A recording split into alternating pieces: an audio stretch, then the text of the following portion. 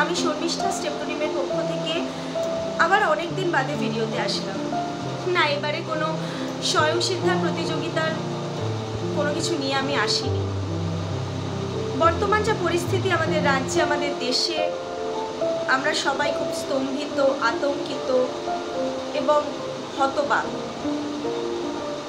এমন কিছু ঘটনা ঘটে চলেছে যার জন্য গোটা কলকাতা, গোটা দেশ এবং বিদেশের অনেকেই রাস্তায় নেমেছে, প্রতিবাদ মুখর হয়েছে।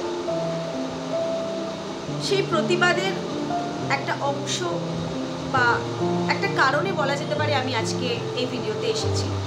সবাই সবার মতন করে প্রতিবাদ করছে এবং আমার মনে হয়েছে যেহেতু আমাদের কথা বলার মাধ্যমই হচ্ছে চলচ্চিত্র নির্মাণ, সেটা স্বল্প দৈর্ঘ্যেরই হোক বা বড় দৈর্ঘ্যেরই হোক। আমার স্টেপটোনিমের কোনো ফাইন্যান্সার নেই বা কোনো ফিক্স প্রডিউসার কেউ নেই।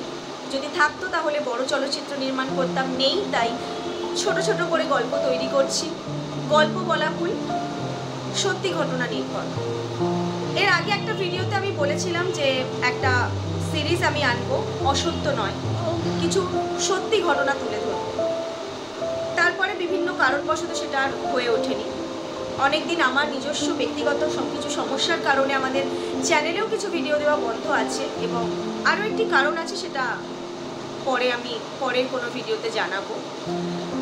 তো বর্তমান পরিস্থিতিতে দাঁড়িয়ে অনেকক্ষণ চুপ থাকার পর, অনেকদিন চুপ থাকার পর, মানে বিষয়টাকে হজম করতে আমার অনেকটা সময় লেগেছে। একজন মেয়ে হিসেবে, সমাজের একজন মানুষ হিসেবে সেই হজম করে যখন আলটিমেটলি উঠতে পেরেছি কিনা বলতে পারবো না, কারণ এখনো রাতে ঘুমোতে পারছি না। মনে হচ্ছে প্রতিবাদ করা দরকার। শুধুমাত্র আরজি করে একটা ঘটনা ঘটেনি, ঘটনা প্রতিনিয়ত ঘটে চলেছে আপনার, আমার, প্রত্যেকের বাড়িতে। নারী, পুরুষ, বাচ্চা, বৃদ্ধ, বৃদ্ধা, সবার সঙ্গে শারীরিক, মানসিক নির্যাতন ঘটেই চলেছে, যেগুলো কিন্তু পুলিশ অবধি পৌঁছায় না। কিন্তু এগুলোর গুরুত্ব কম নয়। এই ঘটনাগুলোই বাড়তে বাড়তে যখন বড় আকার নেয় তখন সেটা ক্রাইমে যায়। ক্রাইম হয়, পুলিশ আসে, তখন হয়তো সেটা খুন, ধর্ষণ, অনেক বড় আকার নেয়। তো তার আগে যখন এই ঘটনাগুলো ছোট ছোট আকারে থাকে, যদি আমরা তখনই সচেতন হয়ে যাই তাহলে হয়তো অনেক বিপদ এড়ানো যায়। আমি এই মানসিকতা নিয়ে আপনাদের সবার কাছে আর্জি জানাচ্ছি। আপনাদের জীবনে আপনার পরিবারের মানুষজন, বন্ধু বান্ধব, আত্মীয় স্বজন বা আপনার এরকম হেনস্থার ঘটনা যদি থাকে সেটা আমাদের সঙ্গে শেয়ার করুন। আমি কমেন্টে আমার নাম্বার এবং আমাদের মেল আইডি দিয়ে দেবো। আপনি লিখে জানাতে পারেন, ভয়েস করে জানাতে পারেন, আপনার সম্পূর্ণ পরিচয় গোপন রাখা হবে।